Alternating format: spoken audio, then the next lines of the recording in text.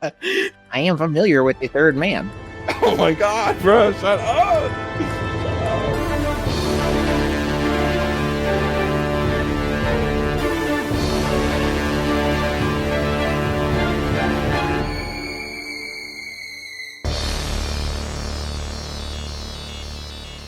Well, fuck you too, man. I know you were asking about it the other day, so I just assumed that your audio quality was bad enough as it is that you wanted to know what I was using, but clearly you don't give a shit. No, yeah.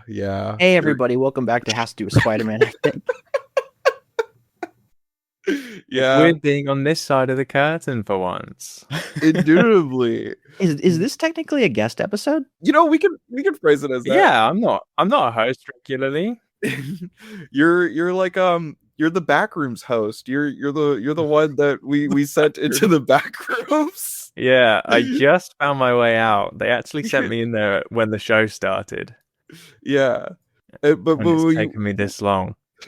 We yanked you out, and we're like, okay, you got to record with us because Noah accidentally fell into the back rooms, and now he's liminal spacing out, in the back rooms. I just saw Backrooms today. And I saw it a couple nights ago, and so Backrooms is now stuck on my head. It's stuck on your head. It's stuck on my head. Fell in, it spat Andy back out. It like equaled itself out. We asked 100 married men, what kind of room would you not want to be in? Back room, Steve. Rooms? Rooms? Rooms? Back in, huh? Anyways, if you're seeing the title of this thing, wait, real quick. I'm Peyton. I'm Jarrett. And I'm Andy. Noah's not here. Noah's not here. Address that. Yay! Noah is in the back rooms.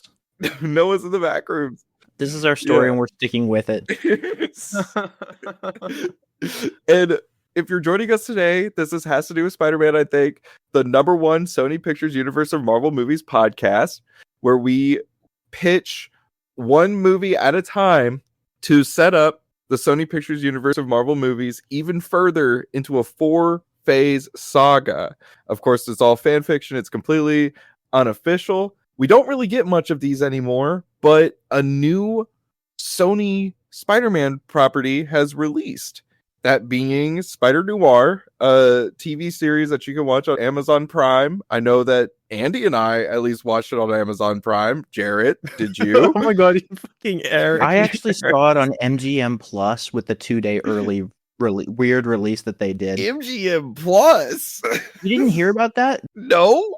So it came out on Prime on Wednesday. Okay. And then 2 days before, they announced it was like it had a 2-day early premiere on MGM Plus. The fuck is MGM Plus, bro? That's what I said. That sounds like bullshit. They have it on Poob. I'm not fucking with you. MGM Plus. Poob has it for you. It's free on Peebo. It's free on Zips Up. Check it out on Bupkis. Exactly. You get it. That's absurd. MGM Plus. Isn't MGM owned by Prime, like Amazon? Right. It's an excuse to try and get people to be like, hey, we do have this service. Another streaming service. Well, yeah, I figure it's one of those like they Prime sells you bundle deals of other subscriptions, like the Hey You stuff. Mm-hmm. I think MGM Plus is supposed to be kind of like the Criterion channel, if you know about that. It's like it's more like boutique, like niche movies. This shit like was not boutique. Has no reason to be on like Prime or HBO. Confronting art house cinema, Spider-Noir. Spider-Noir. Because this show is art. Fine art.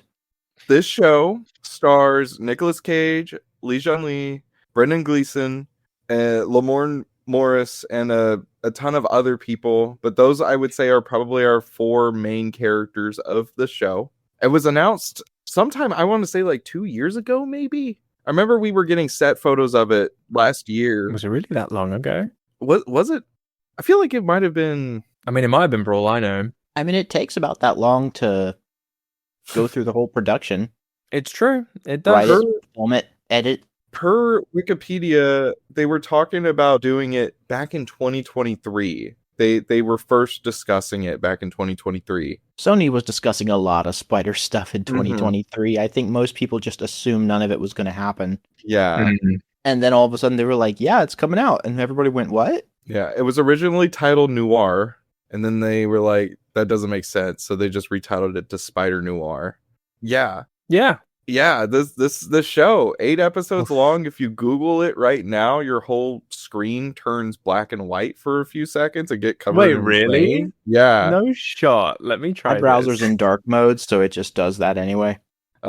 Big guy over here. Big guy in dark mode. You can pick between. Oh yeah, and it rains and stuff. Oh, that's cute. It's pretty dope. I like that. That is pretty cute. You can pick between color and in black and white. What did y'all watch it on? Like, how did y'all watch it? I watched it in black and white. Me too. So I started in black and white and then went back and started watching this with my girlfriend in color. That's like true hue, kind of 50s-esque color palette. And liked it so much that I just continued to watch it like that. I think I watched the first three or four episodes in black and white and color. But when I was going back to rewatch it, I was just doing color. And then I just went like that the rest of the season. Interesting. I think it looks good in both. I haven't watched really the whole thing in color, but they use color footage in trailers, and I've seen clips and stuff like that. And you can tell that really good. You can tell that they filmed it with both in mind, because there are moments that really look and feel like they were made to be shot, like viewed in black and white, and there are moments that feel like they were meant to be seen in the true hue color. Right. Yeah, I watched a featurette about this, and they were shooting for both. They would have monitors on set that were black and white and color. That's dope. So they were angling towards both of them at the same time. Yeah, I think that's a really cool idea, and I think like earnestly that this show is like very stylish, and it looks the part. I will say that the whole sort of production around the show, personally for me, like my immediate take. This is a spoiler-free segment. We'll get into spoilers a little bit later. My immediate take is I like a lot of how the show looks. I like a lot of how the show feels. I did not really care much for some of the writing and dialogue in the show and some of the story decisions. But as a whole, I think I enjoyed the product that came out. I watched all the episodes in black and white except for episode 6. I decided to give episode 6 the episode set in like a mental institution, just kind of keeping it vague. I gave that like one episode a full watch in color, just to kind of get a bit of a different view and perspective on it, I guess. Which episode was this? Sorry, episode 6. That's the one where Ben is in the hospital. Being kind of like gotcha. Yep. Yeah. Spoiler segment later. I was gonna say you can just cut it at episode 6 and go, okay, got it. Right. Like just cut that. What do y'all think about him being called Ben Reilly instead of Peter Parker? They do a little nod about this. Yeah. Are we still in spoiler free already? Oh no, we're not in spoiler sections yet. Oh shit! I'm sorry. It's okay. It's okay. Maybe we should wait for like plot specific discussion points until. Or should we just say this is a spoiler fucking episode, guys? We're going to be talking spoilers. Watch the show. True. Because we can afford to turn people away at the door. Let's give just like a really brief, like 2-sentence, like what did you think? Would you recommend it? Right. And then we'll move. I've already given mine. What would you rate it? Like out of 5? Would you say? Me? Yeah. Because I don't think this is on Letterboxd, so give us your Letterboxd star rating. 3.5. It's 3.5. Yeah. Same. Yeah. It's a solid 3.5 with a heart. Yeah. I would do the heart. It's not like 8. I would consider to be like pretty great, and 6 I would consider to be fine. This is like it's got a bit of both of those, but I really liked it. Mm-hmm.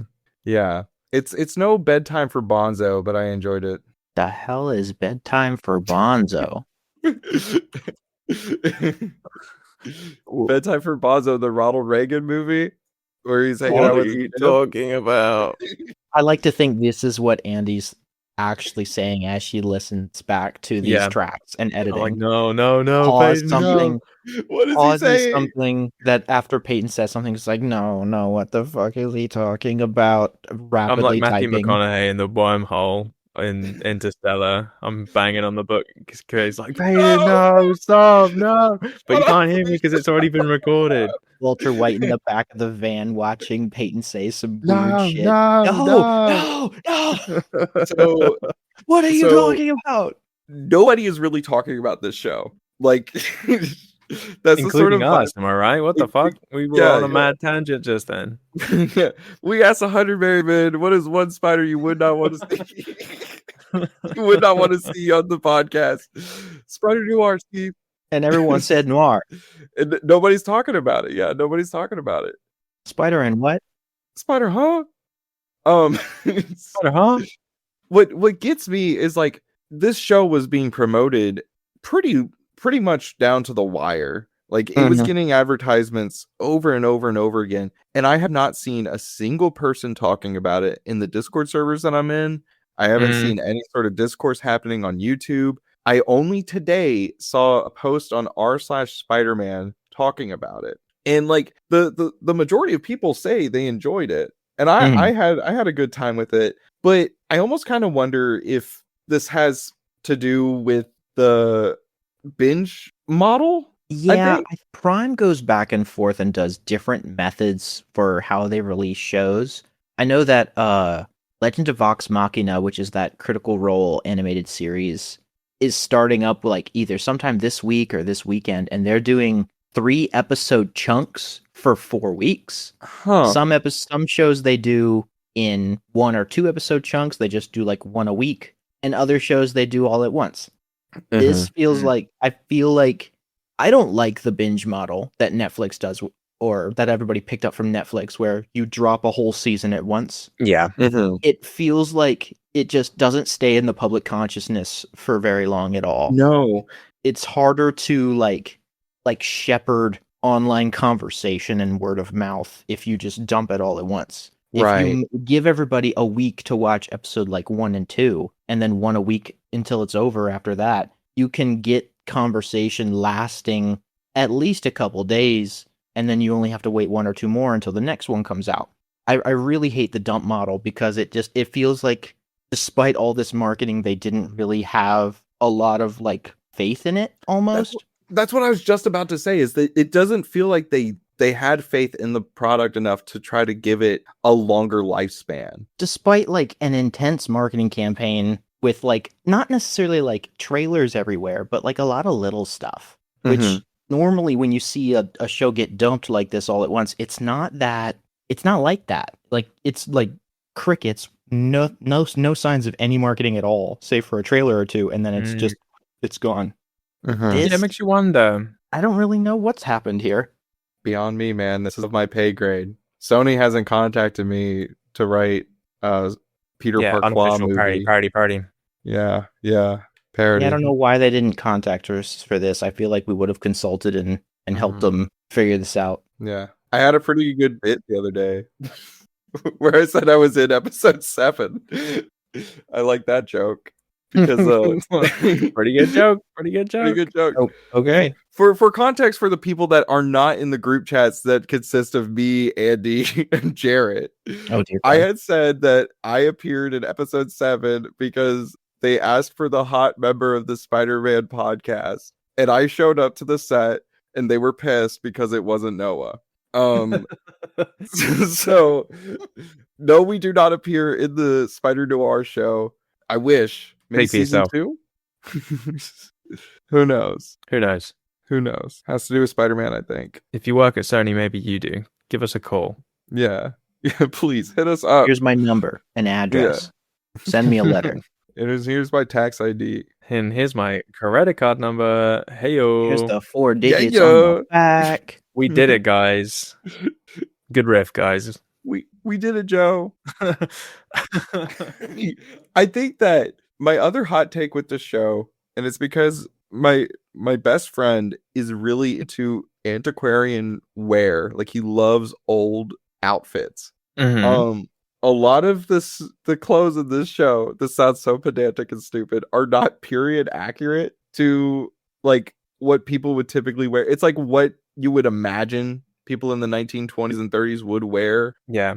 Mm. I mean, they talk like modern people as well. Yeah, so. they talk like modern people. There's a song that is very much a pop song that happens in episode 1. I kind of like, there's a part of me, I did enjoy the setting. I really liked the way that everything looked and felt, but a part of me kind of wished that if you were going to hang in the kitchen, start cooking with the meat, you know? Like if you're I don't know, like if you're going to be playing with these toys, actually play with them.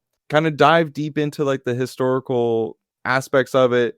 Be accurate in terms of like the way that a lot of these things feel. Choose song cues that are actually from the 1920s and not so much from the 1950s and 60s. But that's like a stupid hot take. Like that's not even. That's like, I think it's fine, to be honest. Yeah. If there's some anachronisms here or there, we can all have an anachronism as a treat every now and then, surely. Indeed. Yeah. This show is in love with the aesthetic of the early half of the 1900s Americana. It doesn't commit to any particular era. It definitely wants you to think 1920s or 1930s because they talk about there's a depression going on, the prohibition. They say 30s, I think. We get some elements discussed about World War I. Won't go into those until a little bit later, but they're also like, again, song cues from the 50s. The fact that the true hue color is even a thing, that's that's more like evocative of the 50s. Yeah. So it's like they wanted to go for both and couldn't commit to either. And so you get moments that kind of flip-flop, and it doesn't feel, despite the elaborate sets and the vibes of the whole project, it feels like they didn't want to commit to it 100%. Right. And I think that's a shame, because if they had, I feel like I would have liked this a lot more. I do still like it, but I feel like it would have sold it that much more if they had fully committed a little harder. The song cues were what really killed me. There was episode 1. R.I.P. Jared, bro. I'm sorry. Bro's dead. What? I was saying R.I.P. because the song cues killed you, you said. Oh, yeah, I'm dead right now. Rest in peace. It's sad. It's really sad. Can y'all come to my funeral? No. Can you pay my bill? No. I can't. I'm dead. No. I'm not coming to your funeral. No. Anyway, songs. Yeah, they took you out of it. They took stuff that they took songs that aren't, like you said, not necessarily period accurate, but like within that nebulous 30-40 year time frame.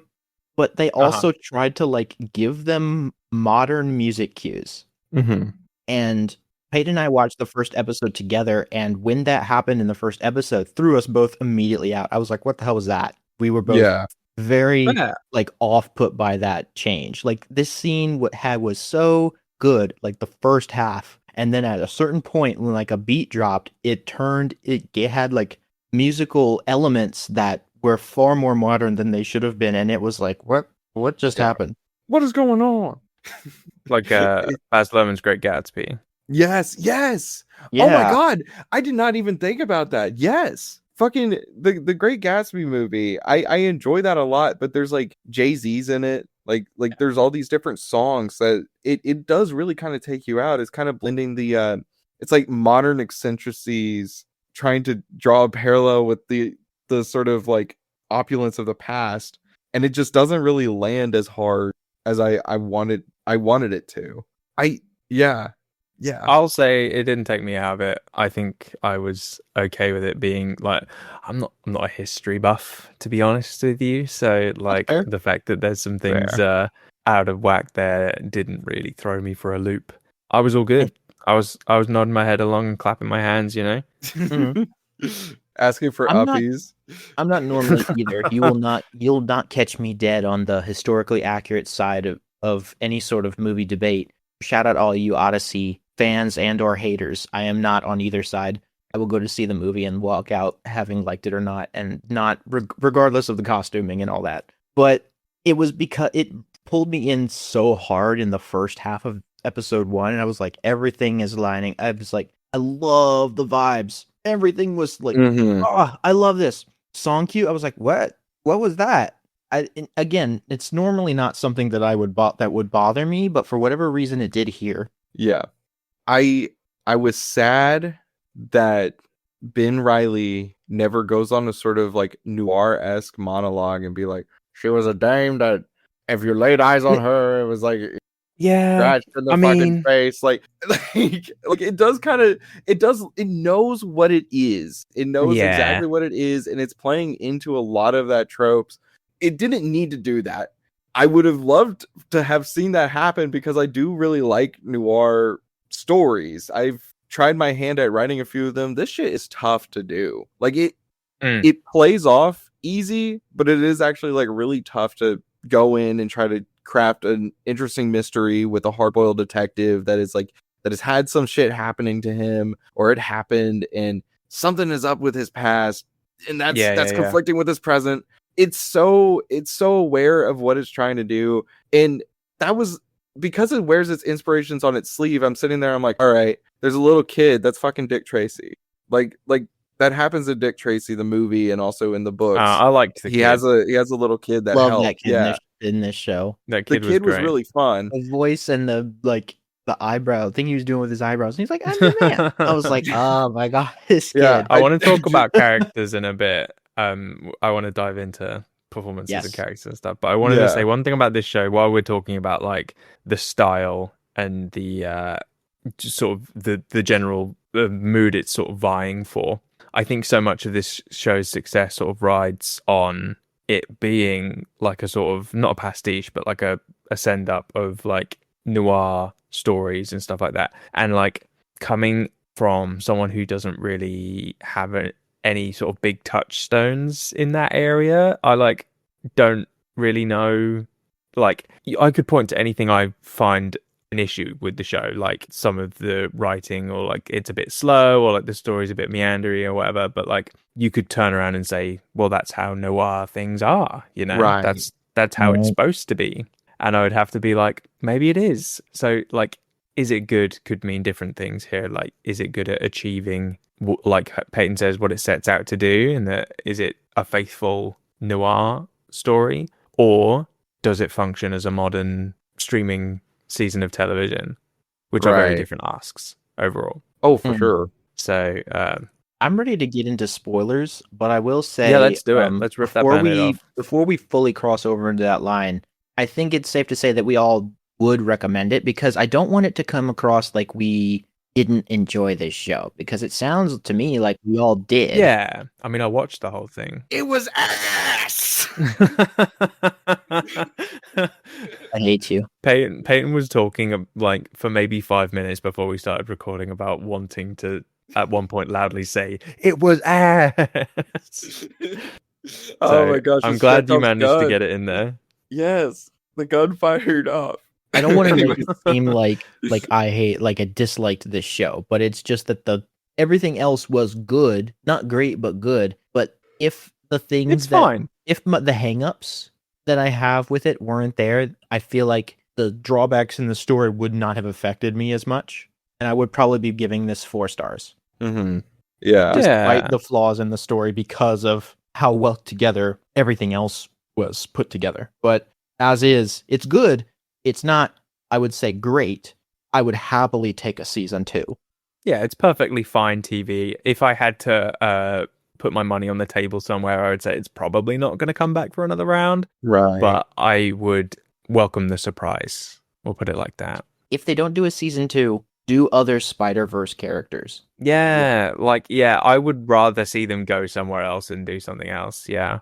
Give us like an animated Penny Parker, 1 season of television, or like go. That sounds expensive, but yes. I don't know.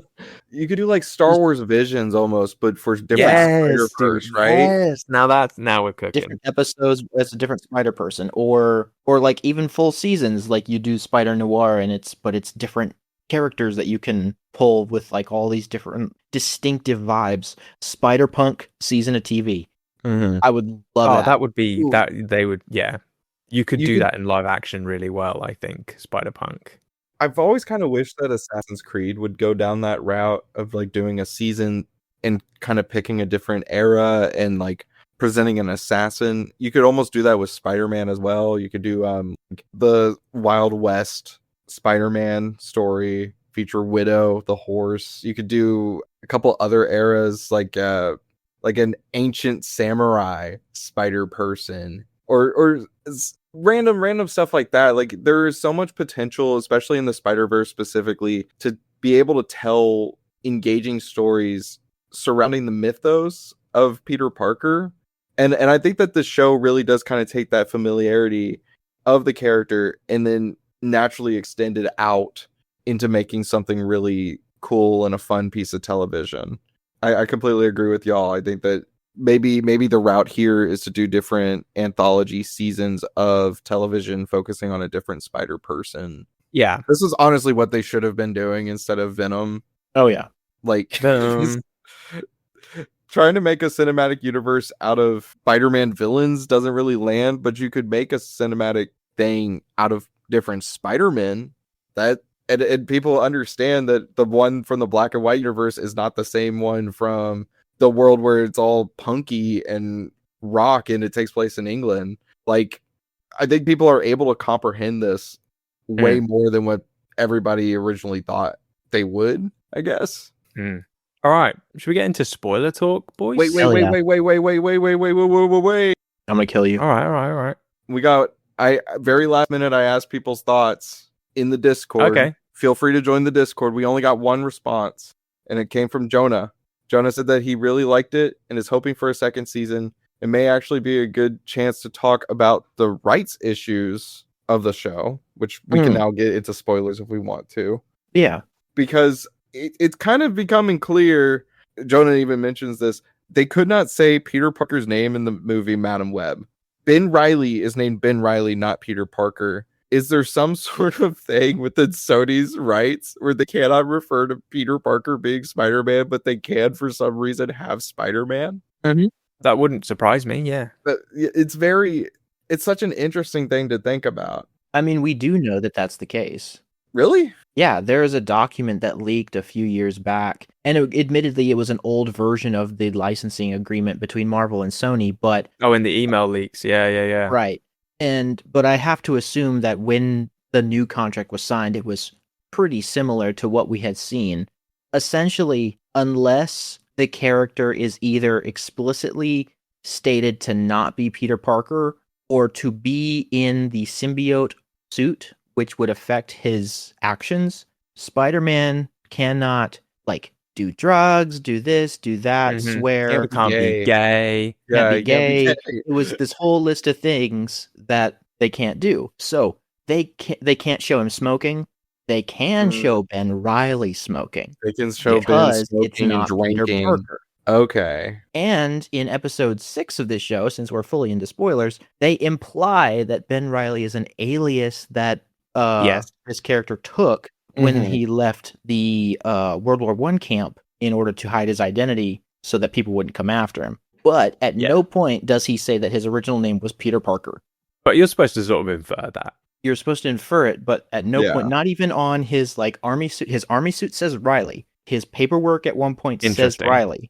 But you're meant to imply that it was at one point Peter Parker before the events of the show in the flashbacks. So they were allowed to show him smoking and getting into more sexual situations and just the stuff that he's able to do in this setting because it's not technically Peter Parker. Yeah. So true. So true.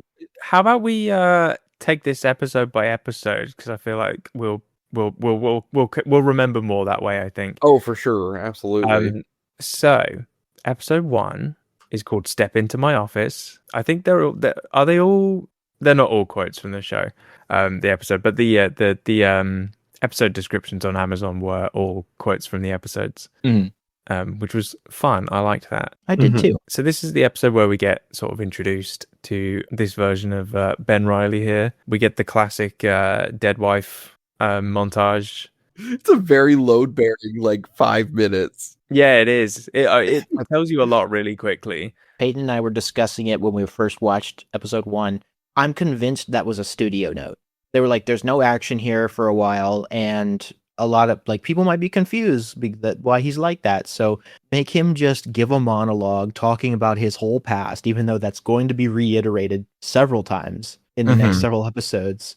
And just show him swinging around so that it's like visually interesting for a few minutes while you unload all of this really heavy stuff. Yeah, for sure. Right. That does not feel like it was originally in the script. Yeah. This also says it textually confirmed. It's 1933. Okay. So there you go for your all you history heads out there. Eyes up.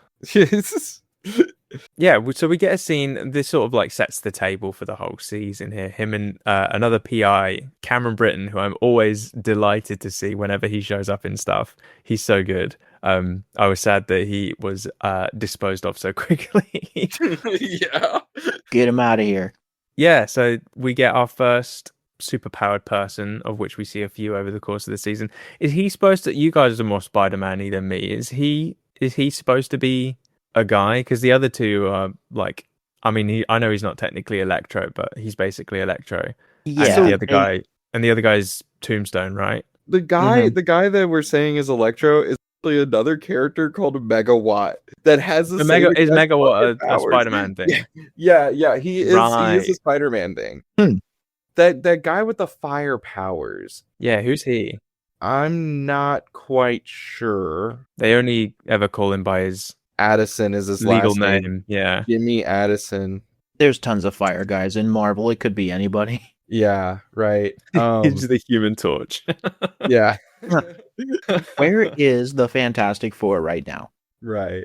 The Spider-Man, the like Marvel wiki doesn't even have anything about him. So I guess he is just an original character. He's just a fire guy. Weird.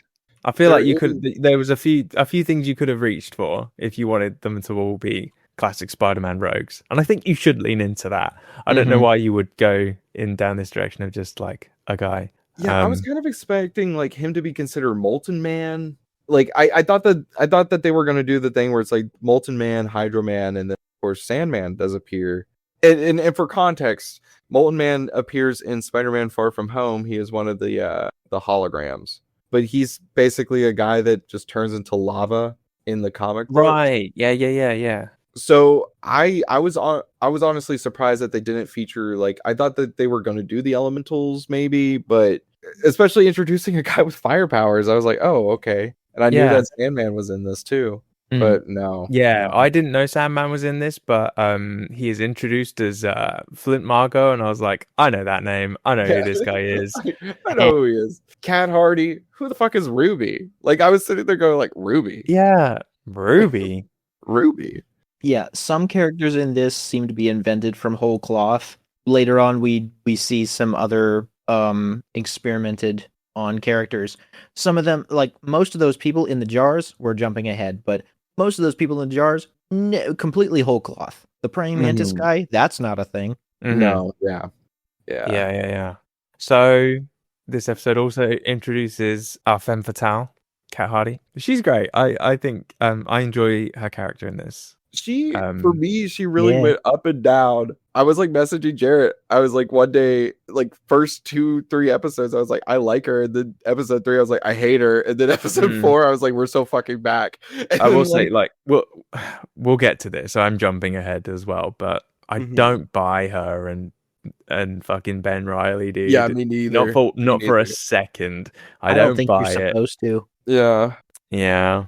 Like the fact that they even get together at all the entire time, it was like, nah, this ain't it. This is rebound territory. And I think you're supposed to expect that. You're supposed to be like, nah. Do you know what? Now that you mention it, I do, in fact, see where you're coming from, because, like, we'll get there. I won't spend this long on other episodes, but we've got to talk about all our characters that we get introduced to. For real, yeah. We get introduced to Silvermane. I was just about to bring up Silvermane. Brendan Gleeson, what a guy. He's so good.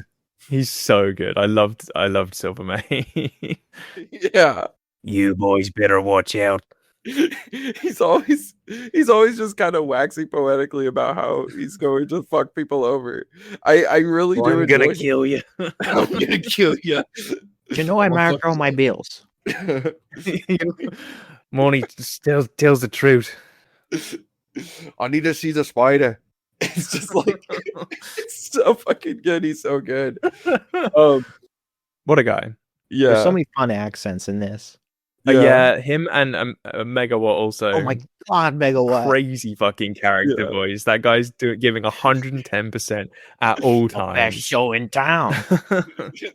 To be or not to be. What's this?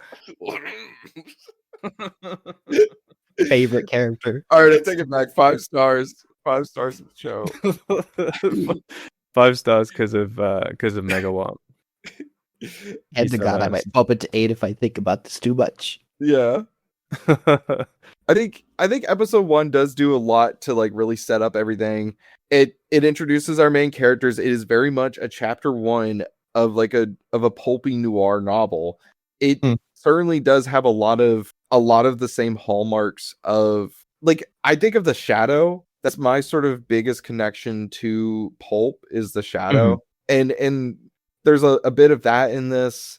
I also feel like inspirations of like Casablanca. Like I kind of get a bit of a Casablanca vibe. They in this featurette I watched, I'm gonna have to pull this up because they talk about some of the things they were pulling from for this. Talk amongst yourselves while I find this. So I really connected to Kat Hardy's character because I too am a femme fatale that is a man. Like I'm a man.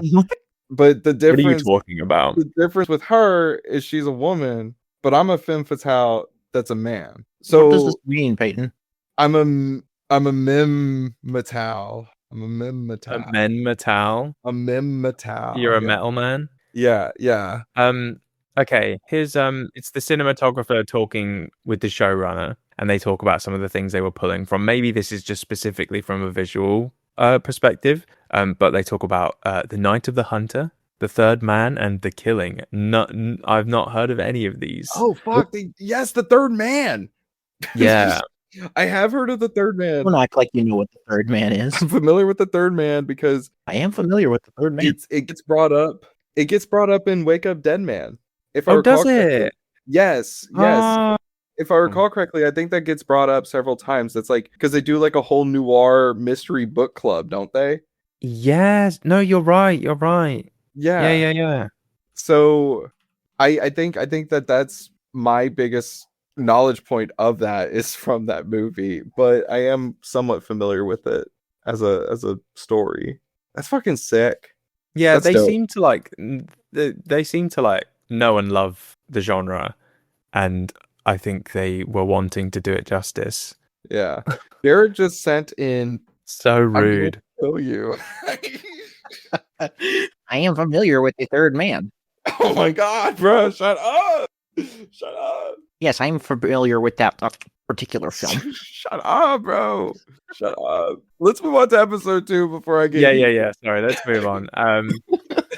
But that one ends with a cool fight with Sandman at the top of this building, and then he gets fucking beamed on the cranium with an iron girder. Love that. Well, we're forgetting one other character, Robbie Robertson. Of course, Robbie, my goat. I don't know if we meet Robbie Robertson until episode 2 anyway. These first 3 episodes do kind of blend together for me. Yeah, definitely the first 2 were blending together for me, but I don't see Robbie Robertson's name in the episode 1 blurb, but I do see it in the episode 2 blurb, so I assume he shows up in episode 2. Speaking of Robbie Robertson, so cruel of them to cast Lamar Morris and then have a different character called Winston. Like, what the fuck? That's Winston from New Girl, bro. Yeah. Why are we talking about someone else called Winston? I really, really liked his character. Yeah, he was great. I think that he's probably my favorite of the main cast. I feel silly now. I forgot to mention his name at the top when I was talking about starring because he mentioned him, didn't you? Did I? I don't know. We'll see whenever it's uploaded. But he is probably as much my own personal favorite character right next to Ben. And then I also really like Janet, Karen Rodriguez's character. Yeah. Which one was Winston again? Winston is the guy who Ben frames. Yeah, he was cool. With the marked bills. The marked bills. The marked bills. You know I mark my bills. Money. One, he tells the truth. Guy with all the answers. This show's so quotable. It is. I will give it that. Okay, so episode 2. Episode 1 ends with Cat Hardy hiring Ben to investigate Flint's disappearance, but he's suspicious. So in episode 2, he goes and searches Marco's apartment and discovers that they were former World War I soldiers. Mm-hmm. And this is the sort of like past timeline narrative thread that sort of hangs over the rest of the season. Because as more and more gets revealed, we realize more and more people were tied to this previous event at this World War I camp. No. World War One. If World War One's so great, then where's World War II? They did that. What? For real?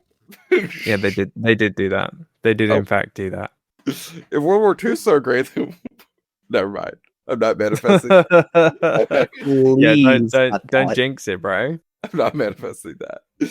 Yeah, I don't really have much to say in terms of episode 2. I think that it's fine. It just was like more of the same stuff, building upon the mystery. Honestly, a part of me kind of wonders, I would not want this series to be shorter, but a lot of the stuff in at least the first half of the season feels very much a lot of the same. And then as soon as we get to maybe about episode 5 probably about episode 5, I was really locked in on all the characters and the dynamics and the mystery and the story. But I don't know. I think episode 1 and 2 are pretty all right. I think it could have been fewer episodes, to be honest. I don't think it would have lost that much. I'm glad it's here, I guess, but I think they could have. They definitely meandered at parts, but then that's when someone might turn to you and say, "That's just how noir things are." Right.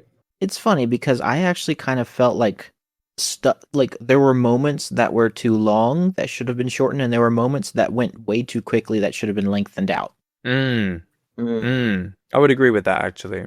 Like, either the pacing of the first 2 episodes and the last 2 episodes needed really mixed up, or it needed more episodes so that it could commit to the noir, so that it can actually get all the information across in its own pace. Especially the last 2 episodes, I feel like we get a lot of the last half of the finale is very information dense as well. It's like, when did any of this get set up? Right. This is jumping to our head. Robbie's like, well, I'm working for my own paper now. It's like, when did that get set up? Last I heard, you were happy you got your old desk back, and now you're at a whole different building. You got a whole newspaper going on. Like, when did that happen? You started a business during the Depression. Not enough people are read the room, dog. Yeah, Robbie eats a ketchup sandwich with one piece of bread.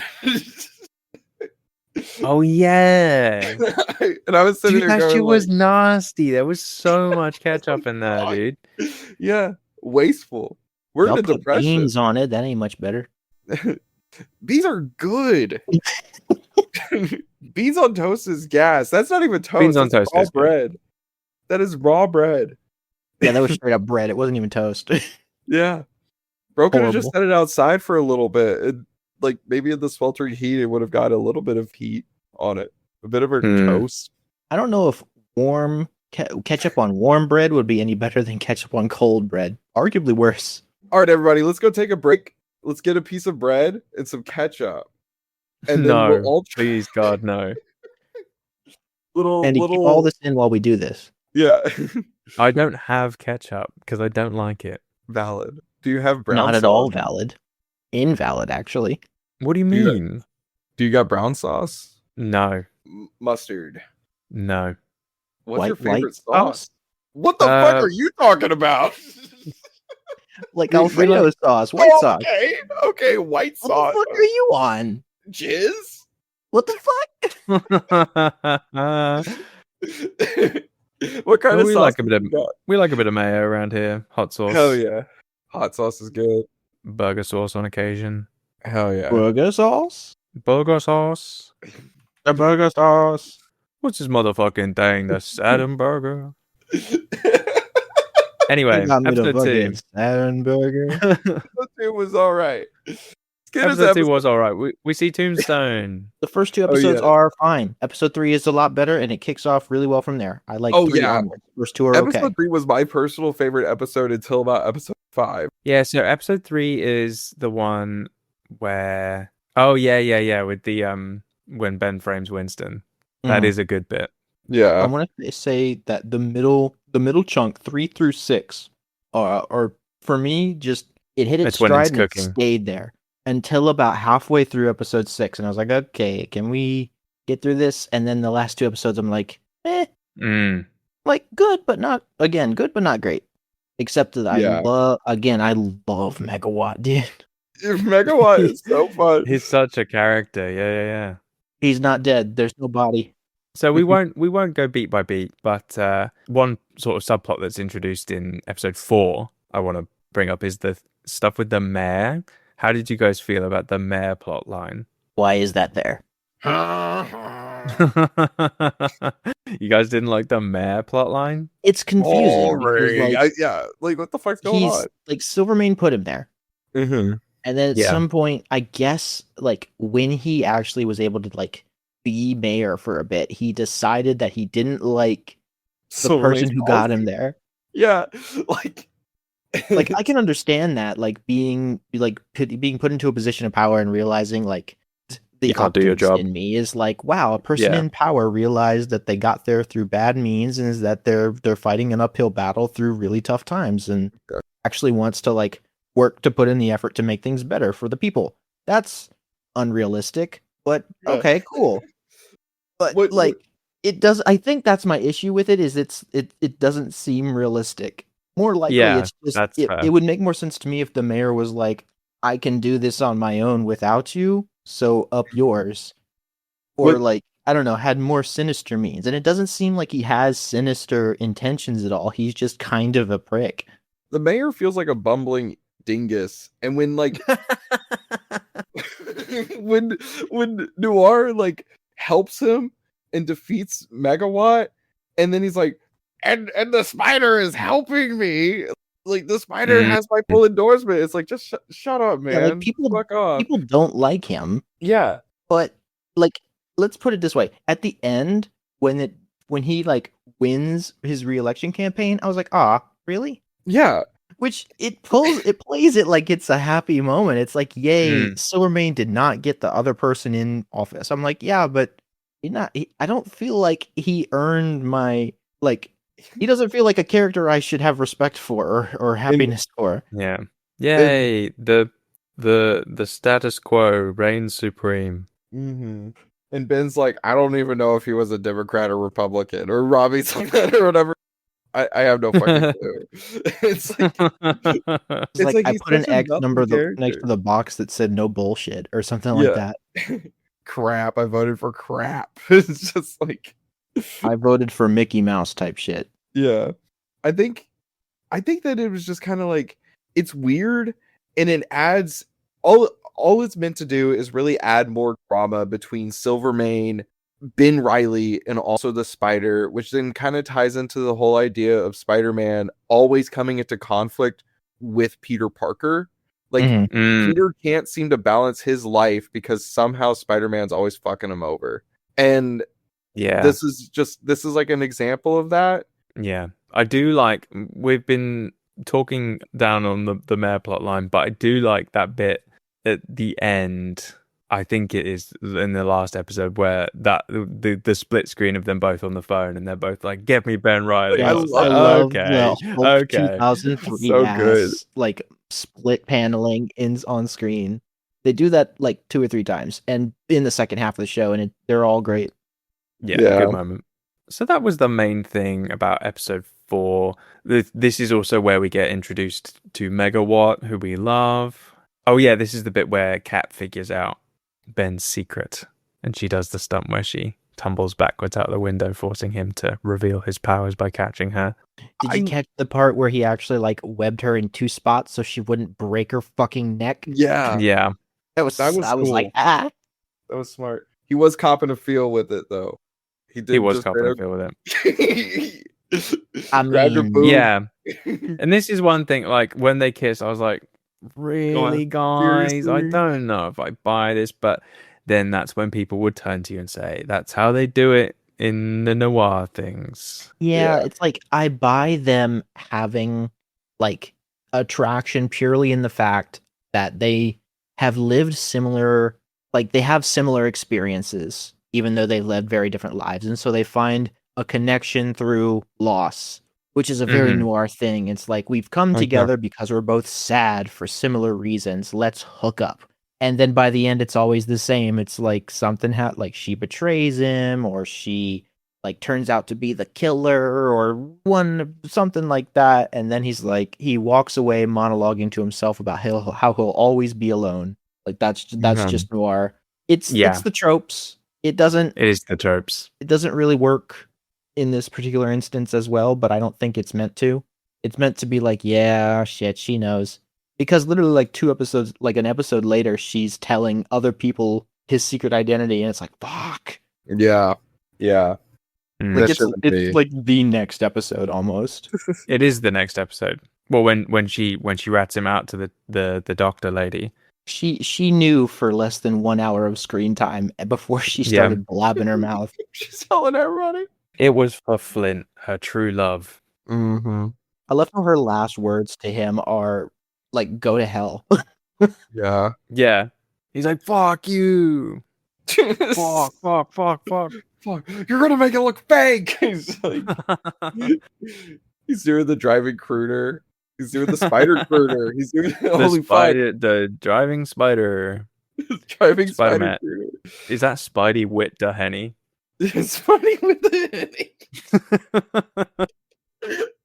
Oh my god. Phase 3. Spider-Man at its best. With the Henny. Yeah. I'm doing a Spider with the Henny story. It's me, Henny Man. Oh, that'll be my guest pitch if I come on. I'll do Spidey with the Henny. Oh my god. We'll talk about this later. Yes, we'll talk about this in the car. Yeah. Episode 5. We love this one. This is the one where we get the flashback of him during World War One. Slightly wonky de-aging on Nick Cage here. Yeah, I must say.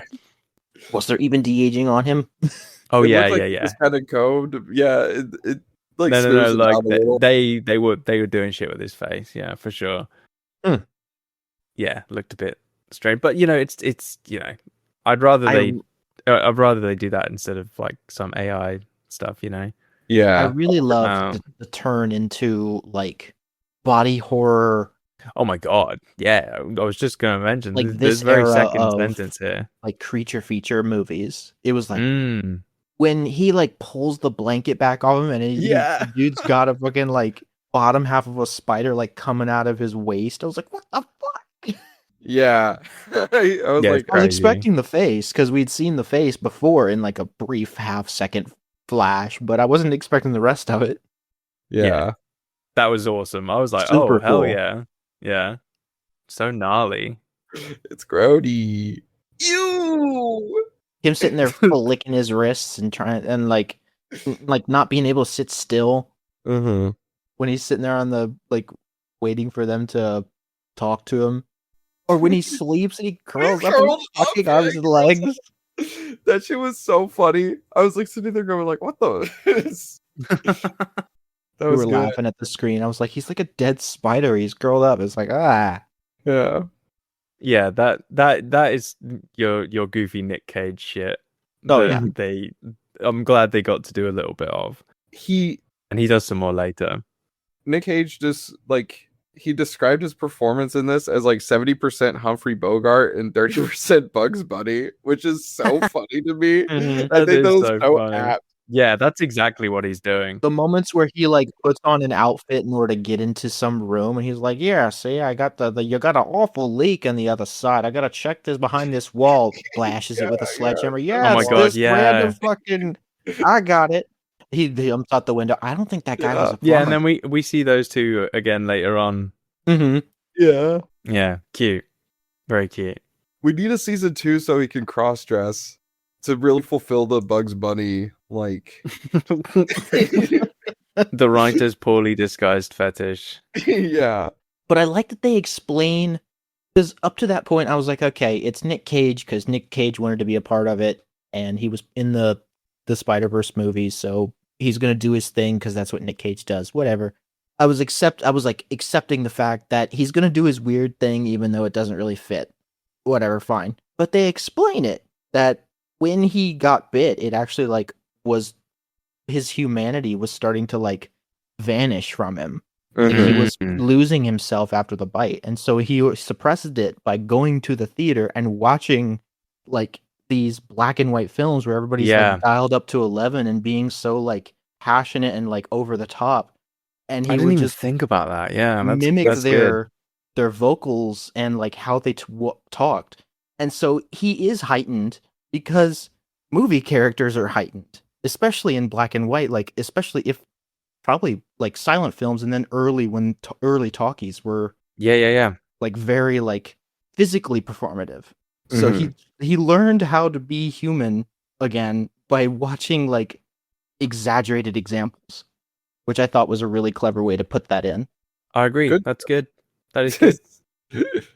Smart decision. Yeah, this is also the episode where we get introduced to, well, not introduced, but introduced. I think this is the first time we see the doctor lady and her quote unquote secretary. Yeah. Yeah, that was a weird twist. That's also another one they just invented whole cloth. That person's I didn't see that coming at all. And I was quite tickled when they revealed that, to be honest with you. Yeah. I was like, oh. I was like, oh, okay. Which animal turns you old? Like, it wasn't the dog years. Like, he's like, I'm aging in dog years. So, like, yeah. I figured it'd be Sandman that got the beach that makes you old. They injected me with dogs, hoping to turn me into a werewolf. Now I'm just aging really fucking Now I'm fast. just old as fuck. Yeah. He's like, I'm 30. I'm 30 years old. The craziest thing too is you have to help me. I'm 30 years old. The craziest thing too is in the Depression, he looked normal for a 30-year-old when he looked that old. It's just he's like he then gets de-aged down to 15.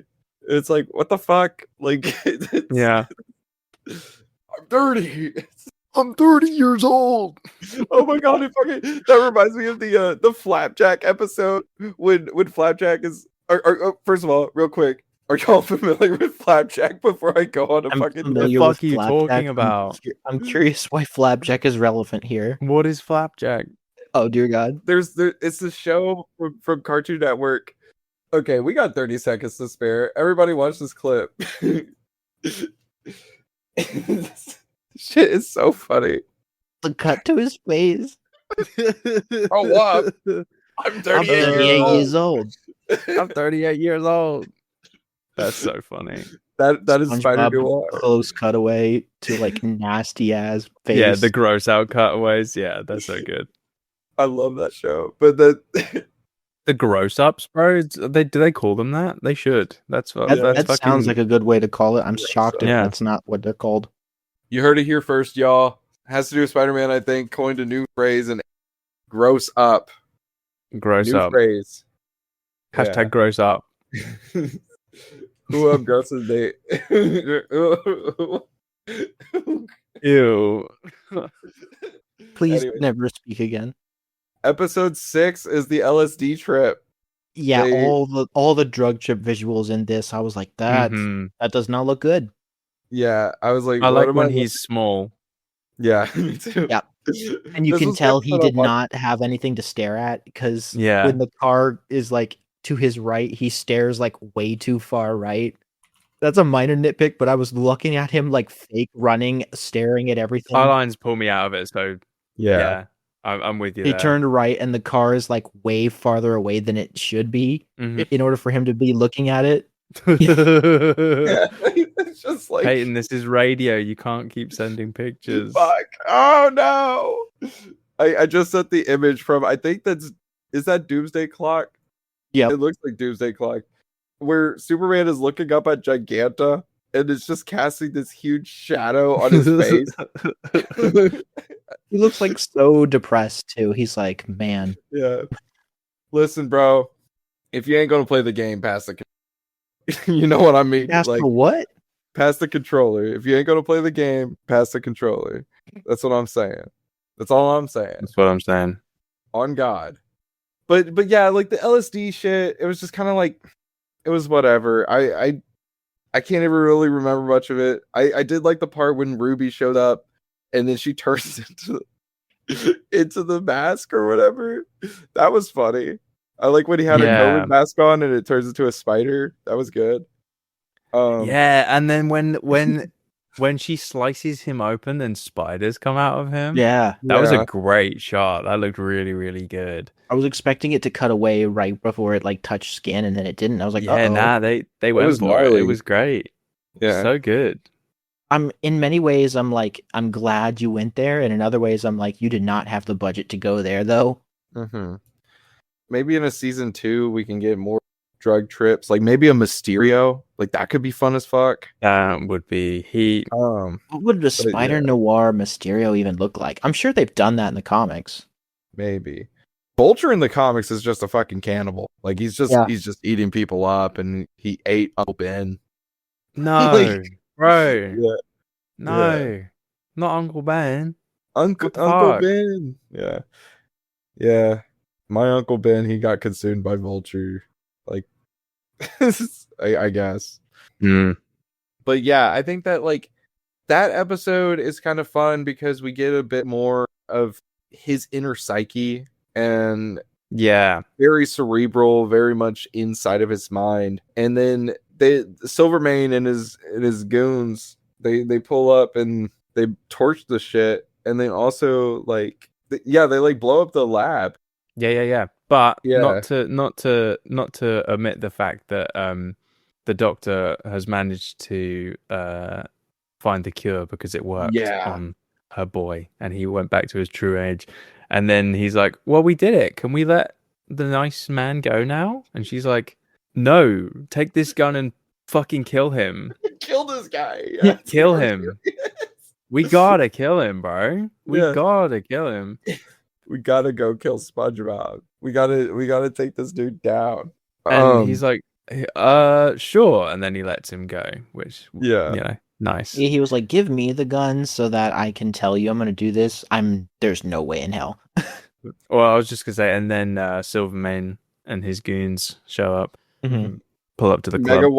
Megawatt pulls out some more Shakespearean type shit, and then my boy. Yeah, I really like how somehow Ben is always just right out of an area before he can ever get caught as the spider. Like he's able to just narrowly escape it as he just gets away with it. Before Silvermane is like, oh, that man, he's the spider. Like it's that pretty boy good. Right there. That's the spider. he's spidering around. Oh, good day, mate. It's me, Ben Mendelsohn. You ain't talking to the you haven't been talking to the cops, have you, mate? You ain't been talking to the Jedi, have you, mate? Oh my god. I think after this, the last 2 episodes, honestly, between you and me, I think we could just cover both of those episodes kind of together. They feature a lot of the same set pieces and a lot of the same stuff. It's just it's almost like they could have combined it into one episode, and it would have been like episode 7, and it's also an hour and 30 minutes long, and it would have worked just as well as being split. I think the split's fine though. I think what the main thing that stands out to me about episode 7 is the scene at the bar where he beats up all those guys. That's great fun. Yeah. And he gets to do some fucking insane line reads when he's at the bar. That was the best fucking scene of the whole show, in my opinion. When he's like, maybe. I was like, too many maybes and too hard on the quote. I mean, on the line. It's so good. That's why you get him in, man. I don't know. There are moments where I'm like, Cage, man.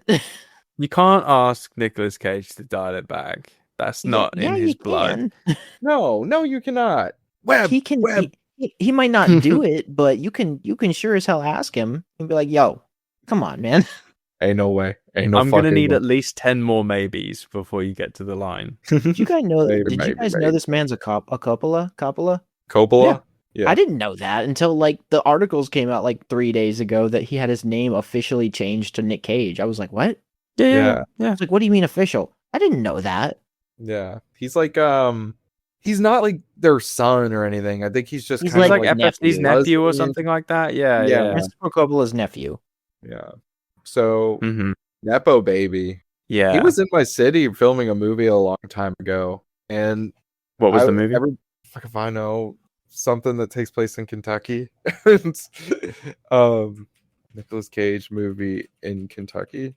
Gunslingers, the 2025 movie. I was gonna say, you said that it was a long time ago, and this is last year. It's also apparently really bad. Oh no, it's called Mom and Dad. It came out in 2018 or 2017. It was filmed in Kentucky, and everybody at my school. Where the parents are like psychopaths. Yeah. Or they try to kill the kid. Yeah. It was filmed at okay. There was like this whole sort of thing where they were trying to my high school was trying to convince them to do some filming at our school, and then the competing school won out. Like we had a rival school and they won. Brutal. And yeah. That's so brutal. There's a scene that takes place, I think, on like a football field or something, and it's at our competitor's high school. It could have been you, dog. It could have been us, dude. It could have been you. I could have been in the fucking background of Mom and Dad. The movie that grossed $283,000 at the box office and gets $4 million. The way my fucking heart sank when you said 1,000 instead of million. Yeah, that's so brutal. Yeah. That's fucked. But yeah. That means 20,000 people saw it. That's not a lot, dog. 20,428. I bet you $1 to people. Most of them were people in my state. Like, yeah. It was here. Let's go. Yeah. Anyway. Yeah. The other big thing that happens in episode 7 is the fight at the whatever the fuck it is, the garage, the place where there's all the cars. Oh yeah, to take down Tombstone. When Tombstone gets cured, yeah. Mm-hmm. I like Tombstone. I thought that he was fun. I like Tombstone. I think he's good in this. I did like him. I feel like, and I'm gonna say something. I'm curious if you guys felt the same way. It feels like at one point this show was longer because it had a larger subplot regarding like race relations at the time. Yeah, there was a little bit of that. There's a little bit of that on Robbie's end in the subplots, but also it was a little strange to me how like they would bring it up sometimes. Like Robbie would have to go around back in order to get into a building, but also like he would also regularly cross paths and work alongside white people, and none of the white people seem to have an issue with it. Not that that's like I need racism in my Great Depression era show, but it was odd. It was like they chose to acknowledge it at times, and at times they pretended it wasn't real or wasn't a thing. So I was curious. I'm wondering if maybe it was a bigger deal in an earlier version of this show. Like maybe it got cut down, or like there was more. Robbie had more to do in the first half that had to do with like why he might have been fired from the Bugle, or like why he was being like stepped on and why he eventually left. That had something more to do with that. Maybe not, but it felt like they only acknowledged it sometimes. Has to do with racism, I think. Put that on the box. Yeah, it has to do with racism. Oh shit. I agree with you though. I think that it's like kind of it didn't want to go all the way. I feel like that's the case with several different points. Yeah. Paid lip service sounds like a little bit more harsh than I mean it to be. It acknowledged the existence of certain things without fully committing to their implications.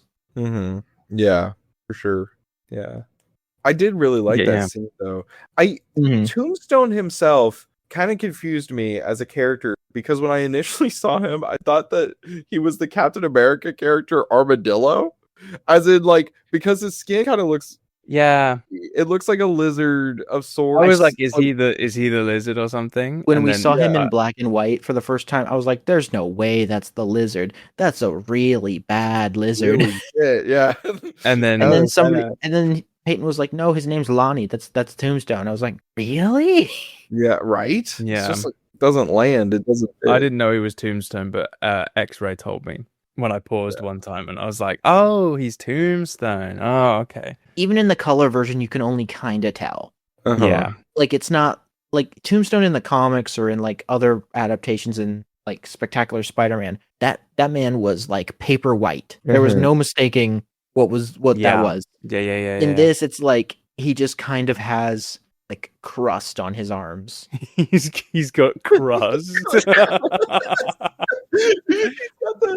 He's got like a crab shell across his arms and face. Yeah. It is like that. We're clowning on you for calling it a crust, but that is kind of what it is. He's got the Kids Next Door like Operation Pink Eye crust on his shoulders. Like, what? Oh fuck! I keep making like random references. Like my brain's rotted because I've seen too much bullshit. Yeah, no, I know what you meant. How about speaking of eyes, by the way, how about Tombstone getting fucking jabbed in the eye with the needle? Jesus, that was foul. That was crazy. It was like this. I was like, the show goes hard and like goes like dials it up to 11 in intensity in random moments when you're not expecting it. Yeah, like peeling back the rest of the spider body, like the surgery scenes, and then just randomly getting him in the eye. I was like, holy shit! Yeah. I was like, you could have just like threw it in his mouth or something. That's worse. Would you grab his tongue and pull it out all the way? No, like just jab the tongue, like a water pistol, like just. What are we talking about? Yeah, like I thought that you were talking about like doing injecting it down his throat. That's what I thought you meant. I think it has to be injected. Probably that's what they would say anyway. Even though Ben was gonna down it at the bar. Fuck yeah, he was gonna drink. I was like, you could just like, you just like a water pistol, just you get him. I wouldn't trade jabbing him in the eye though. That was awesome. Yeah, that was so cool. It was really cool. He's screaming. He's going like he's get out. That was like got stabbed in the incredible fucking scream. eye. It was so good. Yeah. That's basically the big beats of that episode there, and then it's the finale. Yeah, it's a small moment that we jumped over earlier when they try to get Lonnie to talk about like what might have been causing everybody to start suddenly having powers, and Robbie's not able to get through to him. And what's the secretary's name? Oh, fuck, Janet pulls out the cards because there was a small like a short. Yeah. Oh my god, yes. A short mention that he would play cards with his war buddies, and I was like, oh, that's so good. Yeah, that was a nice moment. She is a really great character that gets a lot of really strong moments besides just comedic relief, and it feels a shame to gloss over her character, but she was also awesome, and she had several like really great moments. Yeah, well called. That was a good point. Justice for Janet. She was good. Give us a Janet enough. Pretty much she does get her flowers at the end. Filled with really great, like well fleshed out characters. Agreed. We get a lot of great moments. The finale. Yes, the finale. It's all right. Yeah, no, I think there's some good moments here. Mm-hmm. Peyton said it's a lot of talking in the room, but it was good talking. I liked when Silvermane threatens to kill Cat. I feel like the last third of it before they go out into the street to fight, I was like, this is going a little long. Like literally in my head, I was like, this is going a little long. And somebody literally said, and now to add another plot line to the mix. And I was like, please don't. It's somebody that's very clearly Megawatt. It was tremendous timing. Literally in my head, I was like, this is going a little long and complicated. And now to add another plot line to the mix. I was like, please don't. We don't have to do that. Please. And then Janet is there. I was like, why the hell is Janet here? Because Janet has to be there. Otherwise, I like Robbie. Robbie in the costume is Robbie. Great. And he's doing his impression of on the phone. Yeah. Okay. Janet's like, why are you talking like that? And he's like, I'm doing my bid. It's like so accurate. It's crazy. Yeah, it's really good. And then he shows up in the costume, which for the whole time between the phone call and him showing up, I was like, so is that it, or is Ben gonna slip away to change, or is Robbie gonna show up in the suit? And then Robbie shows up in the suit, Yeah, and gets the piss kicked out of him. Gets stabbed with the antidote. I was like, ooh. Yeah, I wondered briefly if something was gonna happen to him. Yeah, I was kind of shocked that nothing did. I was like, yeah, oh, okay. When he didn't have powers. That also reminded me of like when the doctor cures her son. I was expecting it to go wrong. I was waiting for the other shoe to drop. I was waiting for him to like, I don't know, keep getting younger and then like wither away, and then he turns into a baby. Return to fetus. Or like, or it just went. I was expecting it to go wrong, and I was surprised when it didn't. And I think it was the same thing with Robbie getting injected with the cure. I expected some sort of Spider Island type thing where like you inject them and then they get Spider-Man powers. Like, yeah, it removes this power because the Spider-Man ability is so powerful and potent that now he has organic webbing and sleeps curled up in a ball. Organic webbing. Organic webbing. That shit's gross. I fucking hate organic webbing. It's gross every time. The body horror with that shit too. He looks at his wrist and it's just a hole. It's and he just poked it and it like pulled. I was like The Substance. Have you guys seen The Substance? I have not seen The Substance yet. I have not seen The Substance. Oh man, great movie. Yeah, it's on the list. There's a bit that reminds me of ever-growing list. The wrist holes. Wrist holes. Yeah. I hate things coming out of the wrist or hands. Yeah, and Sandman does a bit of that earlier where he like pushes something out of his bullet arm from like his shoulder all the way down out of it. That was a bullet. That makes so much more sense. I was like, what is that? He got shot and he was just like forcing it out of the palm of his hand. I was like, bleh. Yeah. Great shot though. It looked awesome. Mm-hmm. I like when Megawatt is turning Flint into glass. Yeah. I thought that was cold. Like, yeah. That I want to go back and watch that in color. It looked really good in black and white, but I'm curious as to what that looks like in color. That and also another scene in the finale, which is the Hall of Mirror sequence with Cat and Silvermane. Mm-hmm. I thought that was super stylish. I thought that looked great. I thought that's another sort of sequence that I've seen done so many times. In different movies where I was like, oh, okay, we're doing a mirror thing. Yeah, but they did this one well. It was a good execution. Yeah. But I was fully expecting the mirrors to fall and she would be out of bullets. Mm-hmm. And then he just dropped, and I was like, oh, okay. Yeah, and then he gets to say, I'm glad it was you, or whatever. Get that final little knife in. Yeah. And then that's a wrap on Silvermane. So sad. Sometimes we laugh and sometimes we cry. I guess you. Unless they put his head on a robot. That would be fucking ridiculous. That would be awesome. Let's do it. That's Silvermane's deal. He's a crime boss from the I was going to say what is his normal deal in the comics? Silvermane is a crime boss from like the 40s in the comics, I think, who died and had his head frozen Walt Disney style and put into like a robot. Dog. So he comes back as like a head on a suit. Yes. And just continues to be a crime boss. That's so cool. Funny. They should do that. They should do that in Cat comes this back and it's like, I fucking killed you. What is this? Yeah. If this show does come back, which I doubt, but if it does come back, they should definitely do. Take a lot more than that to kill me, sweetheart. Yeah. Take a lot more than that. Yeah. Other than that, Megawatt gets thrown at a train. Yeah. No body, no death. Yeah, I mean that's gonna be a tough one to walk away from. I can't lie. He could have absorbed into the monorail. Yeah, but he doesn't do that. Like Sandman, when he gets blasted apart and then he forms himself back together. His body gets blasted and then the electricity goes into the rail. Electro style. I mean, they could do energy that. Type shit. So it is Megawatt a thing in the comics that's different to Electro? Apparently, is he different in the comics? Another electricity guy. His name is Dirk Layden. He's from Earth 616. He's an Australian convict turned actor turned supervillain. Okay. So yeah, all right. He is called Dirk Layden in this as well. To be fair, he is called the name what? Dirk Layden. Yeah, that's a good meaty name.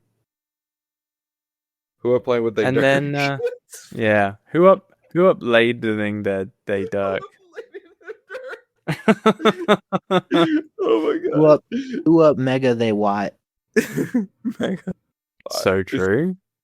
Top 10 movies of all time, top 10 shows. Yeah. And then we've been brushing over a lot of this, but one last big character moment for Ben is that he gives the last dose to Flint Marko and doesn't kill himself. So he continues to be Spider-Man.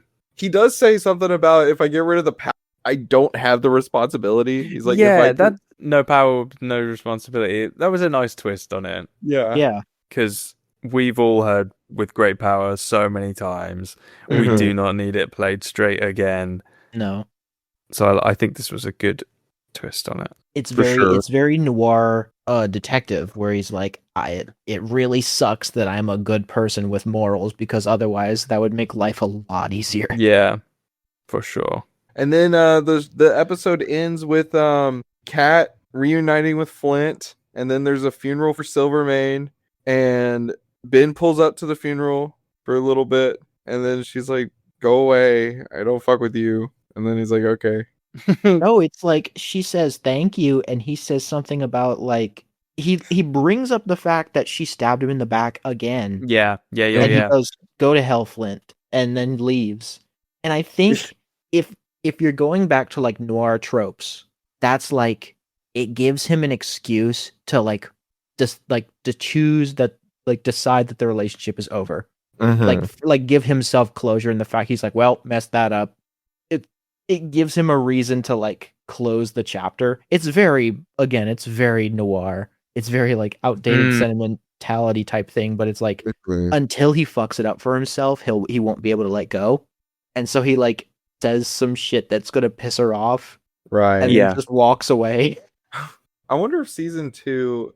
Okay, Ruby is supposed to be. I think Ruby's best parallel is probably Mary Jane, but she also has ties of Gwen Stacy. She's an amalgam of the two. Yeah, if they were to do a season 2 and there was to be yet another femme fatale, I almost wonder if they should lean full in and just be like, this is Gwen Stacy, she's some scientist woman, and do like Norman Osborn. Like, I'm not quite sure where this show could go, but there are a lot of routes. They might not have to think about it because they're not getting a season 2, folks. Yeah. I don't know what you're talking about. Of course they are. The cope. Just let me cope. Okay, I'll let you cope. Thank you, bunches. And then it ends with a cute little note. Janet's name is on the door now. It's not just Ben's. So they're a team. Very cute, very sweet. And then it ends with a Winehouse needle drop, which was goated. Love Winehouse. Yeah, great song. But ultimately, after it ended, I was like, all right, that was fair. All right. When it ended, I went, oh shit, now I gotta record a fucking podcast. So true. I gotta remember everything that I just watched now. Yeah. I think we got the big beats. Yeah. How does this tie in to our podcast? Like do y'all think we should bring in Ben Reilly, Nicolas Cage into one of the spum pitches at some point? Do y'all think that could happen? God, that'd be so fun. Yeah, I mean, I think it depends on what you would do with him. I think, yeah, you'd have to have a good reason for him to show up. Like if you were already doing some noir adjacent things, you might as well finagle a way to have him turn up. But I wouldn't ham-fist him in. The nature of the thing is that it's another universe. Yeah. So we know for a fact that like Spider-Verse is a very big place. So obviously this exists somewhere within it. Yeah. Will we ever use this character in the future? I don't know. Maybe not. The fact that it's a multiversal thing, we would have to have a good reason. But obviously right now we're not even touching. Well, we've touched on multiverse stuff, but never in the fact of like worlds colliding, like Secret Wars-esque stuff. So for now, not in the cards, I don't think. Okay, so a couple of weeks ago, we of course had Richard G of the Public Domain Cinematic Universe on. We were talking about in that episode the sort of placement of this, and he said that it takes place in Spider-Noir's world, but he didn't. He said it took place in the animated universe, but we have made a pretty distinct separation between the live action Spider-Verse and the animated Spider-Verse. Well, it's actually funny you should say that because. Sorry, I'm not calling you out like fucking Dakota Johnson on Ellen or anything. Do it. That's not true, Peyton. This is supportive. This is supportive of you. I'm trying to find the quote on the Wikipedia, but yeah, this version of the character is from a different universe than the one seen in the Spider-Verse films. So they're actually different guys. Yeah. So what I'm thinking is timeline-wise, this is good. The Spider from the Public Domain Cinematic Universe guest pitch takes place between the 5-year gap when Ruby had died and Ben was not acting as the Spider. So you would say, because I would imagine that Richard G probably didn't prepare an answer for this question specifically because it's so inside baseball, but like which would that be from the animated Noir universe or would it be from the live action Noir universe? The original idea was that the Public Domain Cinematic Universe guest episode would take place when animated Noir Peter was doing Into the Spider-Verse stuff, but there is a distinction between live action and animated Spider-Verses in our canon. Mm-hmm. Peyton is suggesting that during the 5-year gap in the live action Spider-Noir show, when the Spider, like Nick Cage the Spider was missing, that there was another person who came in and took the name the Spider. Yeah, but the live action guy doesn't necessarily disappear for 5 years or however many long because he's not in Spider-Verse. It's the animated one. In the canon of this show, Spider-Noir's been gone for a he takes while. time off. Yeah, you're right. You're right. I'm an idiot. Yeah, you are right. It could also just be. It could just be 3 separate universes. I think that's the simpler answer. I kind of like the idea that the Spider episode that we had just takes place in that 5-year gap, like a random moment in the 5-year gap. I like that. I don't. Damn. We can just be saying sentences as much as we want. I kind of prefer that. Okay. We just be saying shit. And I believe too that like that's the most clear connection in our podcast is that one because it's our first pitch that ever takes place outside of the main universe of 688B. And so on the one hand, yes, it could just be 3 separate universes, but I think having it be 2, one being in the animated and then another one being in the realistics universe. And there just so happens to be this noir universe that is black and white or in true hue color, depending on how you want to pick it, that is like just features these pulpy kind of heroes. It's kind of fun. I think that it's like there's almost the idea that there's other people running around in the noir universe that are doing their own thing, keeping up with a lot of the sort of going on. And the other good thing about that episode, because I re-listened to it after I finished watching Spider-Noir, is all the characters that appear in The Spider by Richard G do not appear in Spider-Noir at all. We got Swiss Miss, we got Hallows Eve. Those are the 2 biggest Spider-Man connections. I think that it's like probably the easiest tie-in to the whole general thing. Mm-hmm. The only hiccup being that this show implies that other people with powers haven't really been known to exist until the events of this show. Like there's other people with powers walking around. The Spider ain't got no powers. But I guess Hallows Eve and them. Swiss Miss is a witch. She's supernatural. And so you can kind of keep it. You can keep that supernatural powers are different from the science that the Germans were doing. I think Robbie Robertson can tell the difference. He's like, that person just blasted energy out of their hands.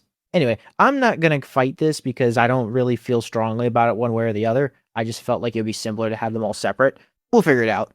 it's honestly, because this is a separate universe, it does not matter.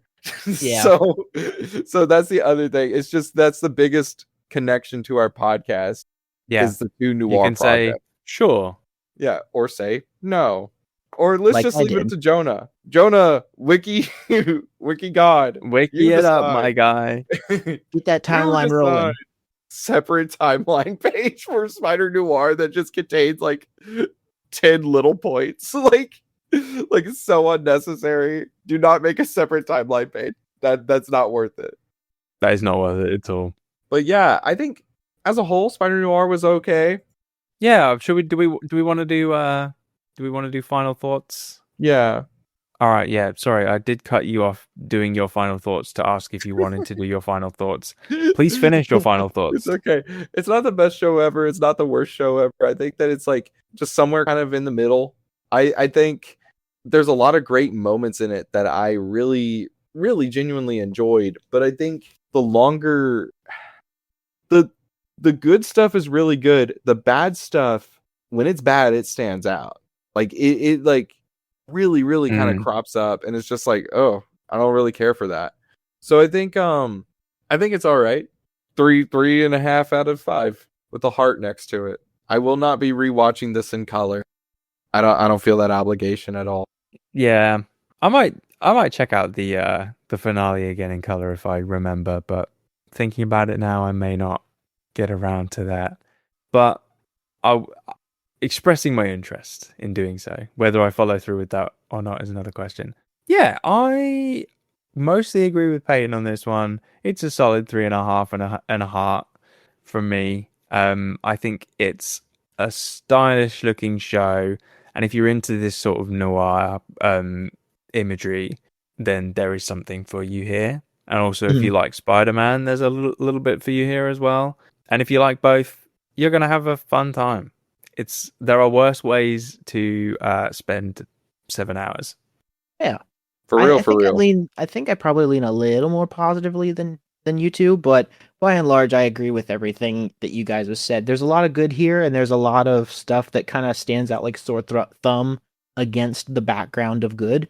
And when everything is good, and there are a few moments of eesh, they seem worse by comparison because there's nothing really, really great that balances out the kind of subpar. I would rewatch this though because it's just a fun time.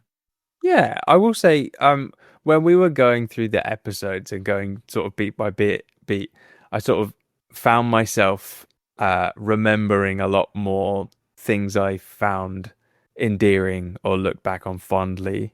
And I think I came away from that exercise feeling a little sweeter on it than I did immediately post watching, you know? Mm-hmm. Yeah. Let's wrap it up. I just remembered that I've been watering a tree for the last couple hours, and you're only supposed to leave it in the water for an hour. I'm worried I just drowned my tree. I think the tree will be fine. Probably. But yeah, that was our episode on Spider-Noir. Do we want to do you guys have any housekeeping bits you want to go over? Like what does the next few weeks look like for the show? So in the next 2 weeks, this episode is going out on June 10th. In the next 2 weeks, on June 24th, we are set to have the next to last episode of the phase called Anti-Venom by Noah. He does have a full title. I think he's wanting to keep it a bit of a surprise, but I'm excited to hear Noah cook. Yeah. It's his last pitch of the phase. Noah's really excited about it. He's been messaging everybody and their mamas about it. After that, we then have a guest episode. Do you have anyone lined up? In theory, it should be Dylan. In theory, it should be Dylan, but we really got to confirm. We need to confirm, but also, like, he said yeah, and we talked about setting up a schedule, but we knew it would be farther down the line. And then between everything that's going on with him and Dalton, like, one's moving house, one's dealing with, there's a lot going on. So if he needs to postpone, I want to give him like full option, like, yo, if it's not going to work out, do not stress it. So we may just take a 2 week, like a couple, like a gap if that happens, just because we will need the time to get Lethal Protectors going. Lethal Protectors has I guess we can say this. It has been outlined. Yeah. The Act 3 is very much broad strokes, but we definitely have an outline ready. Enough for us to probably get started on writing it. I think now that we do have a scene-by-scene outline, and I'm really excited for us to go into the whole process of it sometime down the road, I think that y'all are really going to enjoy this episode, and I think it's actually going to be a pretty fast turnaround if we can just assign who writes what scenes. Because there's a pretty even split, I would say, between the three of us in terms of workload on it. LP1, we actually split it up by act, and that worked out fairly well, but there was some, like, you could tell in, like, the tone of each act where one person left off and another person started. Yeah. So rather than doing that, to give you guys a bit more behind the scenes, we're going to actually split up groups of characters and scenes that each person will write, and those will be peppered throughout the script written by different people. So hopefully the overall tone will feel a little more smooth as we move from scene to scene and act to act. I'll be interested to see how that plays out. A fun experiment. Yeah. But yeah. How do you guys normally sign this off? Be sure to follow us on Blue Sky. Oh. God damn it. What are you saying, Jared? Do you want to do it? If you want to do it so fucking bad, why don't you just fucking do it? Listen, motherfucker. Hey, why don't you fucking... What the fuck, Siri? Siri just went off on my phone. I was going to say, who was that? Who invited this person? Who invited this kid? That's Noah trying to get out of the back rooms. Yeah. Jared, you take the helm. Jesus, take the wheel. Guys, thank you so much for listening. This was a fun episode. We're going to go ahead and sign off here. We'll be back hopefully in 2 weeks from the time that you guys are listening to this with another guest episode. And if not, then you'll hear from us in about a month's time with the start of Lethal Protectors. Also, hopefully, we will provide updates on the Discord and Blue Sky and whatnot as we go along. But thank you guys so much for watching. I'm Jarrett. I'm Peyton. And I'm Andy. Stay liminal. So long, guys. Bye. Stay liminal. Get out of the back rooms. See ya.